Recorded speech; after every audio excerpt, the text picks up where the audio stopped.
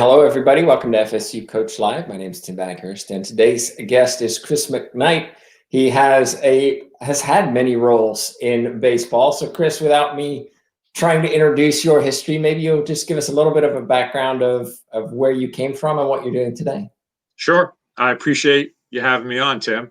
My pleasure. So I started as a high school coach way back in 1988 with a varsity position at a military academy.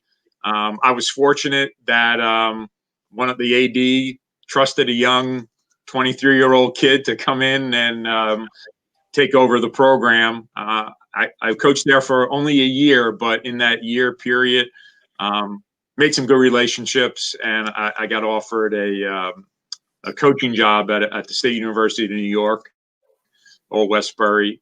Started the baseball program there, and from that point, moved on to Dowling College, was the associate AD and assistant coach, and then head baseball coach there. Moved on to Frostburg State in Maryland, and was the associate AD and head baseball coach there. And after my college career, coached in professional baseball for 2 years down in Texas, and then did some scouting with the Phillies and the Orioles. And I am currently the vice president of Tuckahoe Sports, which is an indoor baseball, softball facility located in Richmond, Virginia. One of the things that I consistently hear from coaches who have been in the field for a long time is that constant moving around. And I'm curious what that was like for you, because you just mentioned, and even before the show, you're talking about some of the different states you've lived in. You obviously spend a lot of time in the road as a coach and a scout. How does that work with having a family and just being away so much? How do you stay stable, I guess, is the question I'm asking. Yeah, no, and I think one of the key things is I met my wife when I was coaching already, so she kind of had a pretty good idea of what my schedule was going to be like moving forward.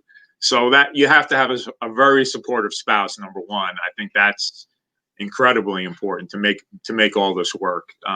But the other thing is that when you have that downtime, and there's not a ton of it, but when you do have downtime, you have to make sure that it's spent with the family and trying to do things and engage with them on a regular basis. You know, my wife was great with the kids. She'd come out to most of the games, in college when we were home, and even some of the championship series when we were playing away, she would come bring the kids.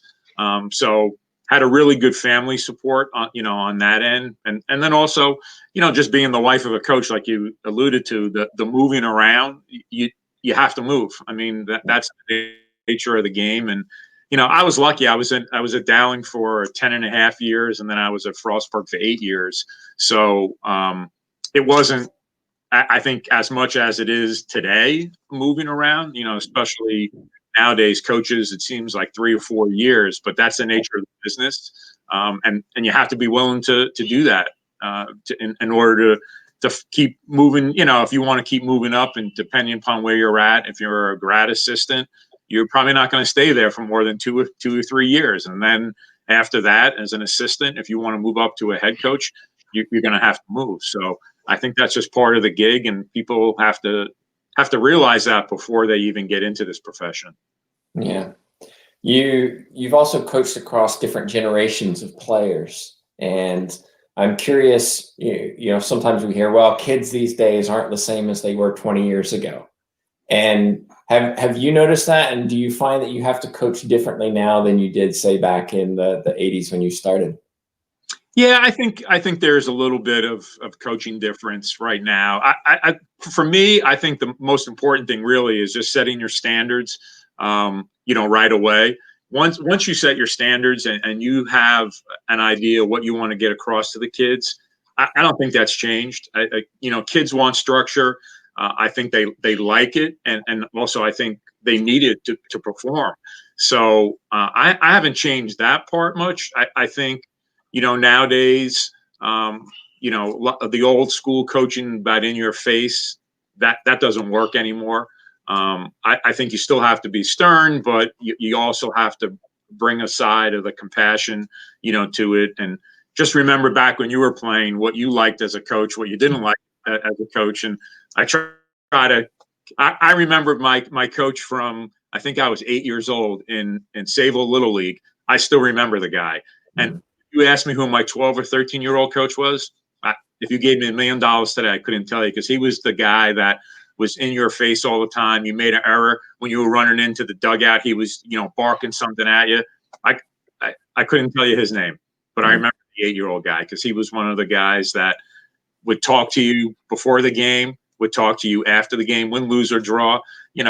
I remember him bringing pretzels, big jar of pretzels for everybody at the end of the game, goofy little things like that. But I think those are the guys that you stay, connected to. And I think it will help, in your career as well.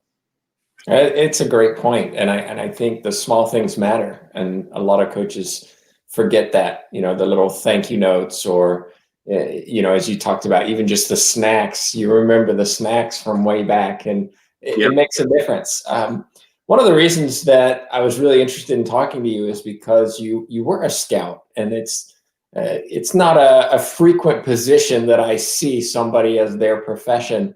So I'm curious if you could tell us a little bit about what that was like being a scout, what your roles and responsibilities were, what you looked for in an athlete to evaluate them, how you evaluated them, and then how, and multiple questions here, but I'm very curious, right? How did you know when you found that player who was, that hidden gem to say, this, we need this player? Because it's a lot of guesswork at times, I imagine. Yeah, scouting is definitely not a science. A lot of it, when scouting pitchers, everybody sees the radar gun, and of course, nowadays that is definitely a little easier. Scouting pitchers, because you can see the velocity, you can see the break on the ball, you can take video, but a lot of the intangibles, I think that's where the individual scouts, that's where it comes into play.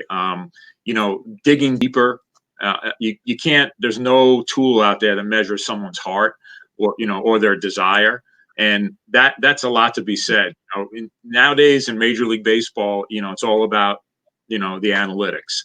And believe me, when I first started coaching, we had a video machine that was almost as big as my TV at home. So we used to use video, but there was really no slow motion. You couldn't break things down. Nowadays, with all the technology out there, they're great teaching tools, but I think there's an over reliance on them, because again, as a scout, you don't have those at your disposal when you're watching a kid in high school or junior college, or even in the minor leagues for trades. So you have to really dig a little deeper past his skill. Watch his body language, on the mound, watch his body language after they strike out, make an error. What do they do when they get taken out of a game as a pitcher or a position player? You can learn a lot from a player. I used to try to get to games an hour before. Watch how he walks into the dugout, the high school kid. Watch how he's dressed. If he's not dressed when he's coming in, when he plays catch, is he focused on his catch routine, or is he just throwing the ball back and forth? And interaction with his coaches and his teammates. I used to tell my guys all the time, I used to love doing home visits. I know it's probably not as big anymore, but when I first started coaching, that was a big piece for me, because I got to see the kid in his natural environment, and I got to see how he interacted with his parents. And for me, if they had a poor interaction with their parents, I don't want that kid. If he's a 17-year-old and he has just poor interaction with his parents, he's not going to do well with me, and he's not going to do well with other adults, at the university setting. So I think all those little intangibles play a big role. The physical tools, everybody's got different opinions on guys, but for the most part, that everybody, I don't think you put 10 scouts in a room. The physical tools, they might differ on one or two little things, but this running speed, it is what it is. The velocity is what it is. The exit velo off the bat is what it is these days. So that there's some things that are definitely easier to detect in a player. But I also think that's why you need the scouts still, and you just can't rely on numbers to see if a kid is going to. You take an 18-year-old kid and you draft him and you put him in the middle of nowhere in Iowa, and he's never been away from his parents. He's never been, had the pressure of playing, and now he's getting paid to do a job. And there's really not a lot of support there. If that kid is not strong, mentally and physically, he's going to have a tough time. So before you invest, $500 million in a player, you have to know about those things. All great points. And I think one of the ones you mentioned right at the end is something that a lot of athletes don't realize happen, which is they're playing for fun, or they're playing in college with a scholarship, and they have that win or lose, but all of a sudden now they're playing and there's money associated with it, and success and failure affects whether they do or don't get paid. You see some struggles with some of these players when suddenly money starts to become a factor in their game. Oh, without a doubt. I mean, even at the level that I was coaching down in Texas, they weren't getting paid, a heck of a lot of money. But, it was a perform, or if you're not performing in 2 weeks, the GM would call you up to the office and he would get the next guy in. And that was really, for me, that was the worst part of the job, being the manager, telling a guy to have to, because they knew why they were going to the GM's office. It wasn't to get a bonus. It was to get, a bus ticket home. So, it definitely, the pressure is definitely there. And that's why I think, the mental part of the game has come to the forefront now. And I know there's a couple of, every major league club's got, a sports mental performance director or a sports psychologist, whatever you want to, call them. And there's some great ones out there. And the ones that I listened to, we had one, I hired, one for my college team. And I can tell you that I wish I would have did it years before, because the difference that it made for our athletes. An athlete's not going to come to the head coach and walk up to me and say, "Hey coach, you know what? I'm nervous when I get on the mound." Right. Because in their mind, if they say that, I'm not going to put him on the mound then. In a big game, I'm not going to throw that kid up there. But they knew they had the confidentiality to go speak with our sports psychologist and talk about anything. And I saw a difference in some of the players in their performance just because they were more relaxed, and they were having fun while still taking it, seriously. So, I think that's one of the great strides, I think, in the last couple of years for athletics in general, but especially for baseball, that it's helped, a ton of athletes. You've coached across the levels. What are some of the challenges that you would say are, most prevalent for you, or, if somebody's wanting to become a coach, what are some of the things that they need to be aware of that you struggled with, whether it be in college or high school, pro, whatever? Yeah, I think, like you mentioned before, the family thing, if you do have a family, that is definitely something that you have to always keep, at the forefront, because it's an ever evolving, no day is the same at all. I know when I was coaching in college, a lot of the times we had to do visits, in the off season on the weekends, because that's when parents and players were available. So I had to make sure that, that whatever I was doing with my family, we mapped it out, and I always set aside time, for them. I had two young daughters at the time. So, and they were very active. So I had to make sure that we spaced out time for that. And even, on the pro level, being away from home for 5 or 6 months at a clip, everybody was like, "Oh, just fly your family down." So, well, when you're coaching at minor league baseball, you don't have the money to fly. You're not making $2 million a year to fly your family, all over the place. So it's definitely, the family thing is challenging. But I think, time management skills are, if you can manage your time and a goal set, I think you could be very successful in the business. I've seen a lot of coaches, falter with the family or with, the professional end of it, success with whatever you measure success. And just because they haven't managed their time, or they don't goal set. And we always talk about that with the kids, and you think coaches would be better at that because we're always talking about the vision board and the goal setting, and you give them paperwork all the time about setting your individual goals. But I think sometimes my colleagues and myself, I've even found it, you just get so caught up in the season that you forget about what's the ultimate, what's really the goal here, for each level that you coach at. Well, before we started, we were just talking about coaching education in general, and I suspect for a large part, have had to learn as you go, just because there hasn't been the training and education that's available today. When you look at coaches that you've talked about maybe not succeeding or struggling, what are areas that you feel, such as someone like myself who offers coaching education, what topics do you think are a priority that coaches need to be knowledgeable about when they go into the coaching profession? Yeah, that's a great question. I think the most important thing is the mental piece. Making sure that you take care of yourself first, because if you're not taking care of yourself, mentally and physically, it's a tough job. And a lot of times it's 7 days a week during the season or your recruiting season, and you have a lot of responsibility. You have as a head coach, you have responsibility not just for yourself, but to all your assistant coaches and every player in your program. So you have to be at the top of your game in order to make sure everybody else, you can take care of everybody else. I think that's number one, and part of that is managing stress, because I don't care what anybody says, even if it's not stress from the university or your program that you're working in, coaches put their own internal stress on, and how you handle that internal stress, I think is critical. Can I ask how you handle that stress? Excuse me?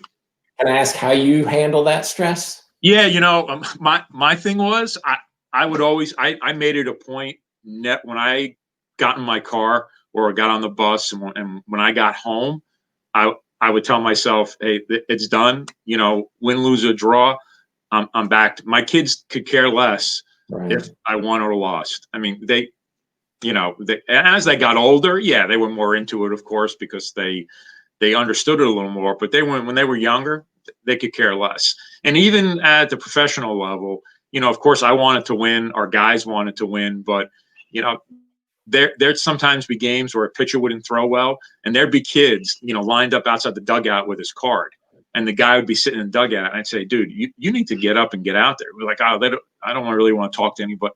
So that 8-year-old kid doesn't care. He's got your card. He wants your autograph. This is big time for him. So I think, guys, they have to realize in this profession that everybody wants to be successful. Everybody wants to win.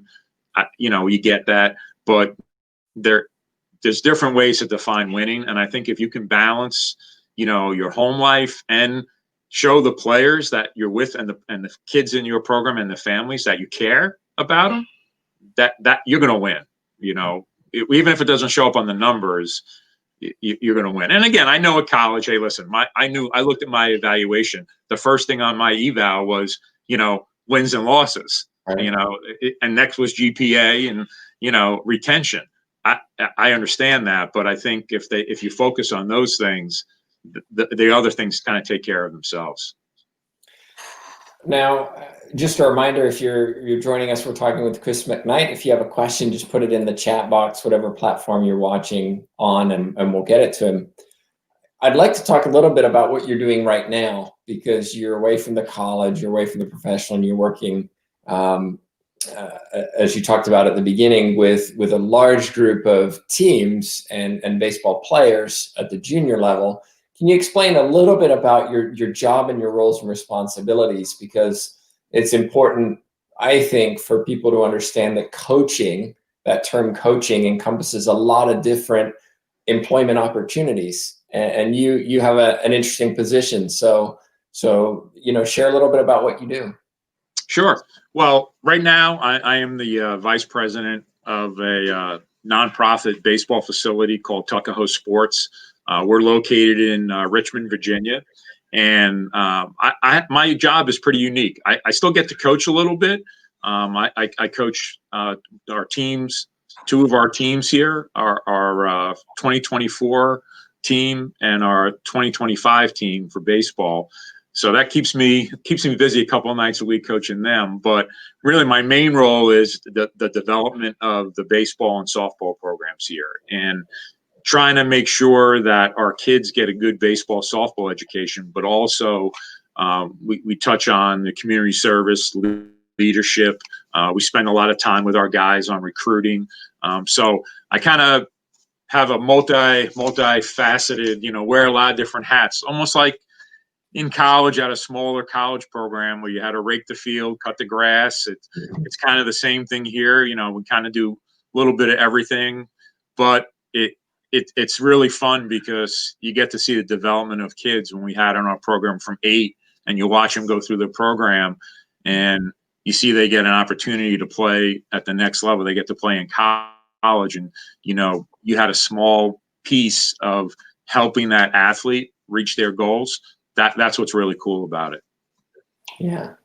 And one of the things that you have is you have where you are in Virginia, you have academies around you as well that are dedicated to baseball. And so even though it's a nonprofit, you're still competitive because you want athletes in your program as opposed to other programs. You've been successful. You've seen growth in your programs over the last, I think you said 5 years that you were working there.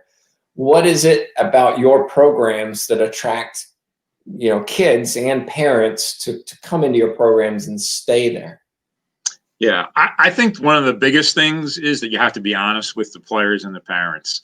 Part of our what do you mean by that? Be honest. Tell them they're not a good player. They don't have, do you see what I mean? Yeah. No, I think when I say that, we do a player evaluation for every single player in our program.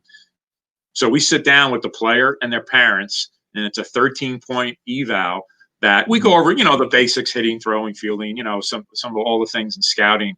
But also we add a piece to the back of it that talked about, character development, which is, to me, critical for an athlete. But then also we kind of give them their OFP, overall future potential, where we see that player right now and what he has to do or she has to do to become better, and then outline a course of action for them, what they need to do.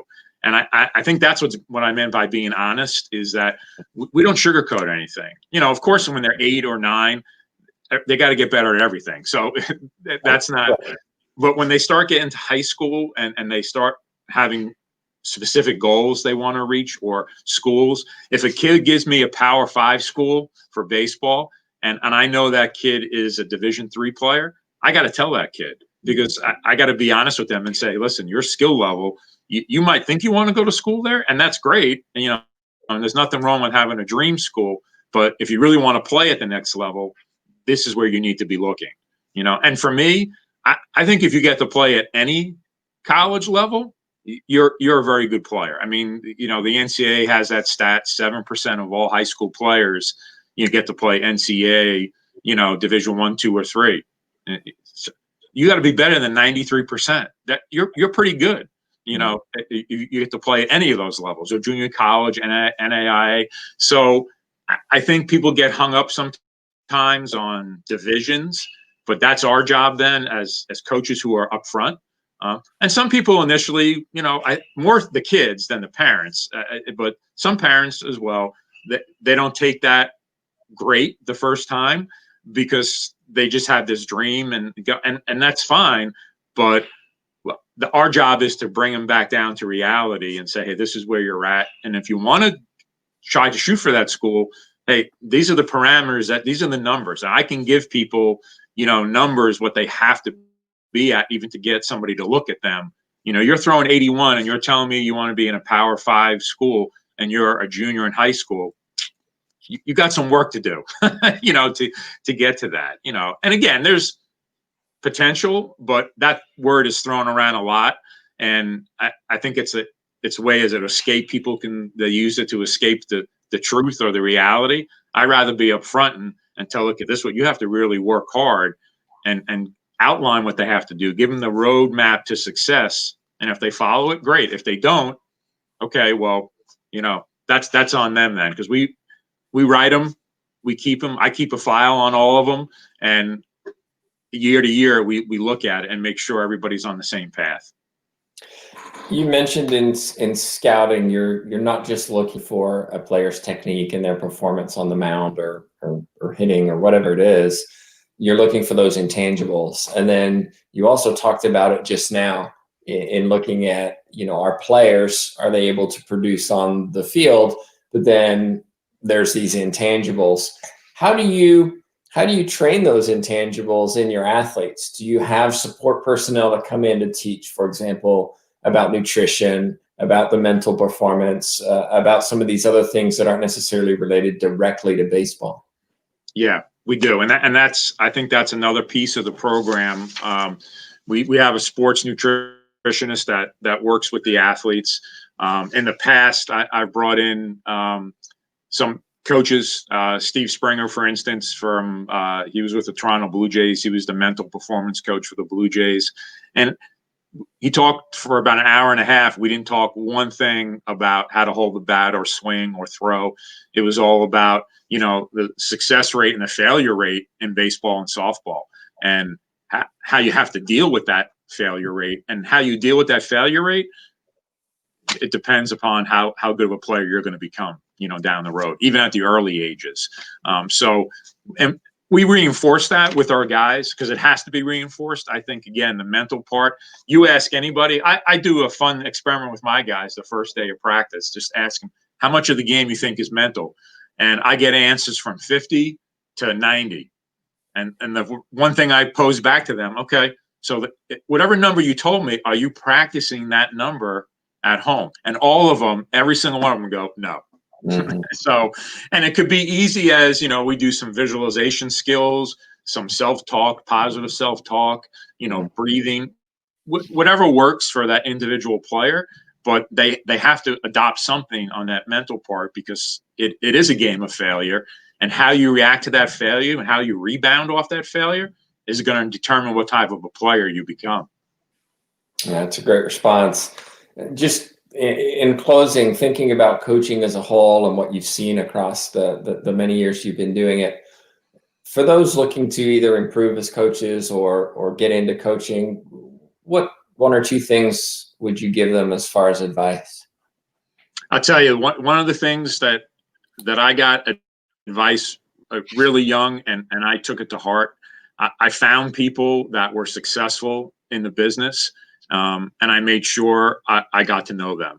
And a lot of it was just, walking up to people and saying, hey, introducing myself. I'm a young coach. I'd love to talk to you sometime. Or I remember this one guy, he used to coach at St. John's University.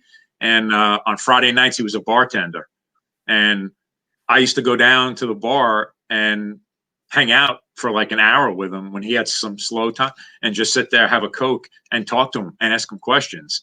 And he loved it. I mean, I always told him I got so much more out of it but people, when you go up to them and you talk to them about their profession and you're asking them their advice because they were successful, the people enjoy that. And they get to relive some stuff through it. And I do it now with my guys when they come up and talk to me. The guys who I've coached, 25 years ago, they're coaching now, and they say, hey, Coach, what would you do in this situation? It's great. So I would say that's number one. And number two, work as many clinics, camps. I worked so many camps and clinics. Sometimes I worked them for free just to get my foot in the door and meet different people and learn different techniques. I think this is a profession that if you really put the time and effort in, you can be successful. And again, whatever level you're at, whether it's high school, college, professionally, there's so many opportunities nowadays with so many leagues and so much overseas, baseball opportunities, softball opportunities overseas. It's great. If somebody really wants to get into the coaching profession, I think it's a great time to do it. There's a lot more education out there, like stuff that we're doing online, the coaching organizations. I know for baseball, I've been a member of the American Baseball Coaches Association for 28, 29 years. Go to the convention every year. My wife laughs sometimes because she said, we go every year. And I said, I go every year. I learn something new every year. Just because you can't keep up with the technology or all the things that are coming out to help you become a better coach. I think you just have to be very active in doing that. And I think those two things are critical. And I took the advice of those guys, early on, and I tried to do all that. And that's helped me greatly in my career. Yeah, we may have one or two training opportunities here at FSU as well for those of you watching interested. Segue into that, because I think a lot of people might be interested in reaching out to you because you just talked about mentorship and networking and things. What's the best way for somebody to reach out to you if they have a question and want to follow up with you? Yeah, sure. They could just email me if they like at j9andcoach@gmail.com. You could call me. You can call me at my office. It's 804-360-3395. I'm always happy to talk to anybody that wants to get into this profession. I think it's one of the greatest professions, around. You get to help people reach their goals and realize their dreams, educationally and athletically. You can't beat that. And to see somebody actually get to that point or give them an opportunity to play in college and the things that they get out of it, besides just playing the sport, the camaraderie and the friendships that you create for probably the rest of your life, it is awesome. Well, Chris, thank you so much for joining me today. I really appreciate your insight and perspective. And of course, those of you watching or listening, if you haven't yet subscribed to the YouTube channel or the podcast, be sure to do so. Trying to do these every week, so we'll have another guest coming up next week. But on behalf of myself, Tim Backhurst, and Chris McKnight, thank you so much for watching.